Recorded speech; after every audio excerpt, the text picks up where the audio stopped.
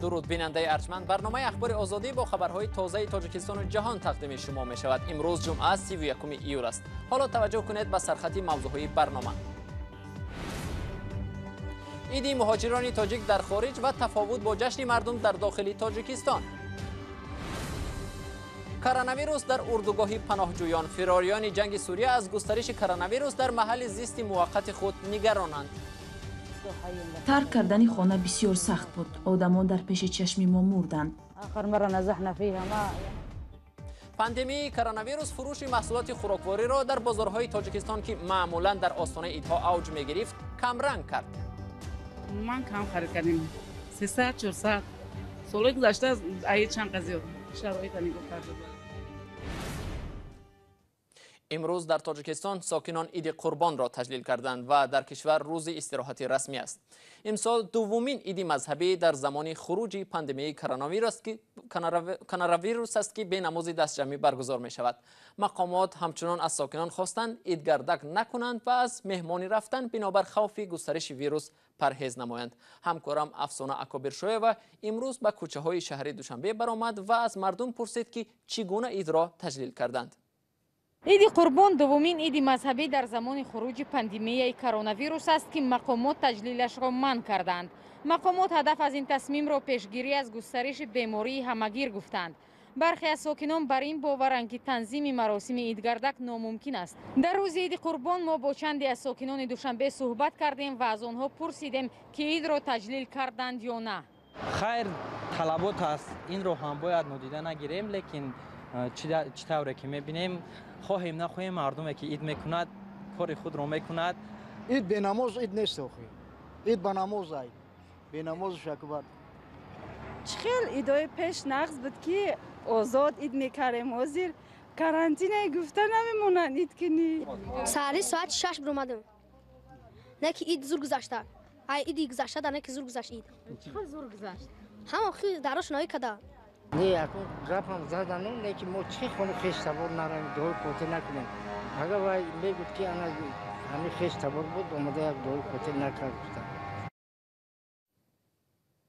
تاجیکان برون مرزی در کشورهای گوناگون عالم هم امروز عید قربان را تجلیل کردند. در روسیه که یک قسمی از اهالیش مسلمان است، مهاجران کاری تاجیک صبح امروز را با نماز دستجمعی و دیگر سنت‌های عید آغاز کردند. در برخی از ولایت‌های روسیه نماز بنابر خوف پهنشوی کرونا ویروس دایر نشد. همکار ما مومن احمدی با استفاده از ویدیوهای خود مهاجران گزارش آماده کرد که آن را حالا همراه می‌بینیم.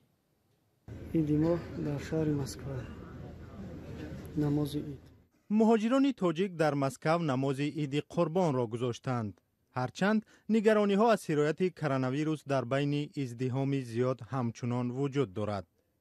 مقامات شهر اجازه نماز دست جمعی را دادند. در شهر و ولایت های روسیه با در نظر داشت تعداد گرفتاران کووید 19 این اجازه داده شد. در برخی از گوشه های روسیه که تعداد گرفتاران کرونا ویروس زیاد است، از بیم سرایت بیشتر ویروس نماز را اجازت ندادند. درهای مسجد بسته، مردم ما نمیمونند که نماز خوانند. نماز عید من شهر ماگنیتگورسک. در کشورهای مثل ترکیه و کره جنوبی که تعداد گرفتاران کرونا ویروس تا اندازه کاهش یافته است، چاره‌بینی‌های عمومی با پوشیدن نقاب و رعایت فاصله اجازت است.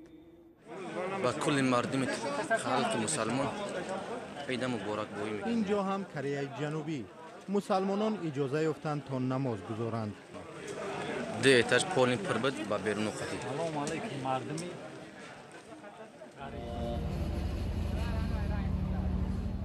ترکیه یک کشور دیگری مهاجرپذیر از تاجیکستان.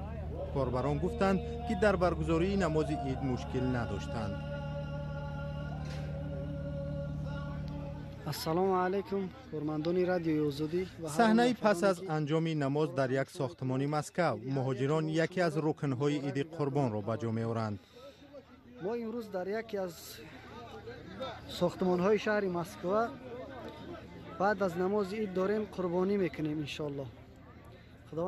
در تاجیکستان بنابر خطر دامن زدن کرونا ویروس نماز دست جمعی را اجازت ندادند. پزشکان و روحانیان نیز گفتند که بهتر است مردم برای احتیاط زیاد جمع نشوند و به جایهای جمعیتی نروند. نماز عیدم تمام. برمیگردیم به تاجیکستان. پاندمی کرونا ویروس حال و هوای تجلیل عید قربان یکی از دو عید اسلامی را در تاجیکستان کمرنگ تر کرد. ساکنان میگویند به فرق از سالهای گذشته امسال برای تجلیل از این عید دستورخوان خاکسارانه آراسته زیاد انتظار مهمانان هم نیستند. گزارش همکارم امرالدین عالموف از شهر دوشنبه. آدینه معارف‌آور در بازار مهرگان دوشنبه خشک میوه می‌فروشد. سالهای قبل در عرفه هر عید پیسته و چهارمغز و بادام و دیگر میوه‌های خشک از محصولات سیر خریداری بازار بود. امسال نزد دکانش سیر آدم نبود.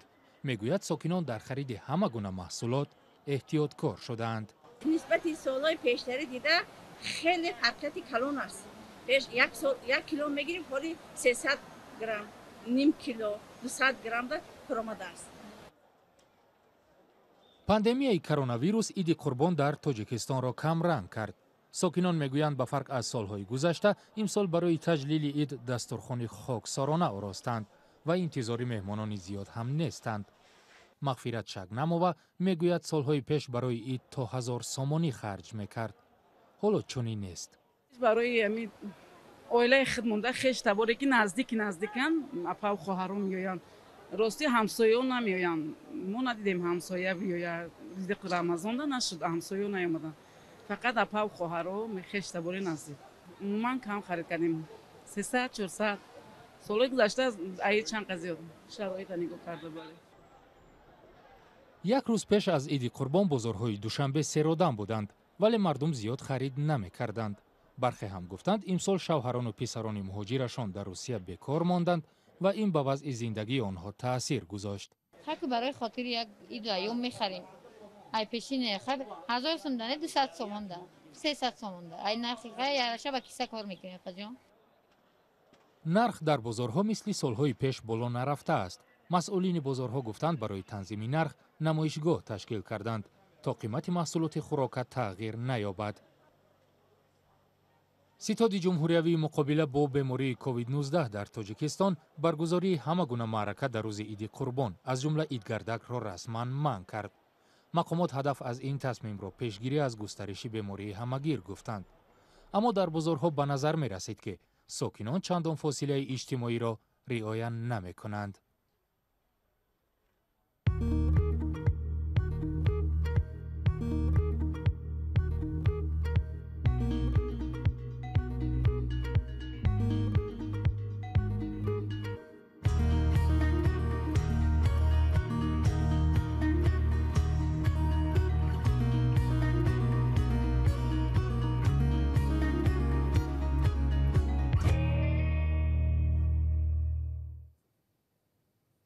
با رسیدن کرونا ویروس به بعضی از اردوگاه‌های پناهندگان در سوریه این نگرانی بیشتر می شود که ممکن است مرگ و میر در میان این مردم آسیب پذیر زیاد شود. جنگ تقریباً 10 ساله سوریه میلیون ها نفر را به خانمان و دربدر کرده است. خبرنگار صدای آمریکا هزر مرداک گزارش را در این باره در استانبول و با مصاحبه ها از شهر ایدلیب آماده کرد که آن را همکارم طاهری سفر تقدیم می کند. اینجا مثل محل در 100 سال پیش میماند ولی یک روز معمولی ماه ایول در شمال سوریه و در مرز با ترکیه است. میلیون ها نفر اینجا درماندند و منتظر خاتمه جنگ هستند. ترک کردن خانه بسیار سخت بود. آدمان در پیش چشم ما مردند. وقتی ما گریختیم من حیران بودم که چگونه زنده ماندم. اکثر مردم منطقه به کمک‌های غذایی احتیاج دارند که با ماشین می‌آرند. حالا خانواده‌ها میگویند می‌ترسند که همین کمک‌ها نیز کم می‌شود. ماه ایول سازمان ملل با صدور قطعنامه گفت از این بعد ماشین‌های امدادی می‌توانند فقط از یک مرز بین المللی بگذرند. سازمان‌های کمک رسان می‌گویند ممکن است آوردن مواد غذایی و داروواری حیاتی برای مردم کم شود. اینجا دیگر بمب نمی اندازند ولی ما به مرحله نوی وارد شدیم. ما فعالان آن را بمب بارانی سرد می نامیم. حالا طرف های جنگ مواد خوراک را به حیث وسیله برای جنگ استفاده می برند. چند روز پیش از قطعنامه سازمان ملل شمال سوریه ضربه دیگری خورد. سرانجام کرونا ویروس به اینجا هم رسید که فقط یک ماشین برای آزمایش دارد و 95 دستگاه نفسکشی برای یک منطقه با 4 میلیون نفر. طبیبان میگویند اگر بیماری پهن شود شاید پیش آن را گرفتن نتوانند. شما اگر به مردم بگویید که در خانه در داخل خیمه مانید، آنها چگونه روز میگذرانند؟ اگر بگویید دستشان را بشویند، از کجا آب میگیرند؟ مردم به صابون و محلول های ضد ویروسی احتیاج دارند. بسیاری از این عائله ها در 8 ماه گذشته از ترس جنگ به اینجا گریختند. بزرگترین هجرت در جنگ تقریباً 10 ساله سوریه به همینجا صورت گرفته است. پیش از رسیدن کرونا ویروس هم این منطقه خدمات درست طبی نداشت. با گفته متخصصان اگر ویروس دامن زند شرایط نامناسب مرگ و میر از کووید 19 را در اینجا نظر به هر جای دیگر بالا میبرد. نیگین افشار موتورسیکلرانی 16 ساله از افغانستان امیدوار است که برای دختران دیگر در این کشور نمونه عبرت می شود و برایشان راه این نوع ورزش را باز می کند. اما او و مربیهایش از بازگشت طالبان نگرانند که ضد مشق و ورزش زنان و کار آنها هستند. ادامه موضوع در گزارش همکارم خیرامان بقازاده. موتورسیکلران 16 ساله از افغانستان امیدوار است که برای دختران دیگر نمونه می شود. این زمان از بازگشت طالبان نگران است. چون این راه و صحنه ها را در بسیار از کشورها می توان دید و به نوار گرفت، ولی اینجا فرق می کند. تقریباً 20 سال پیش در افغانستان ممکن بود برای موتورسیکلرانی مرد را هم بکشند، چه رسد به دختری نابالغه مثل نگین. 1 سال میشه که موتورسیکل سواری تمرین میکنم. مشاور اصلیم کسی که مرا حمایت کرده پدر و مادرم بوده، بیشتر مادرم، و دلیل اصلی که من به این رشته خواستم فعالیت داشته باشم هیجانی بودن و لذت بخش بودن این رشته بوده.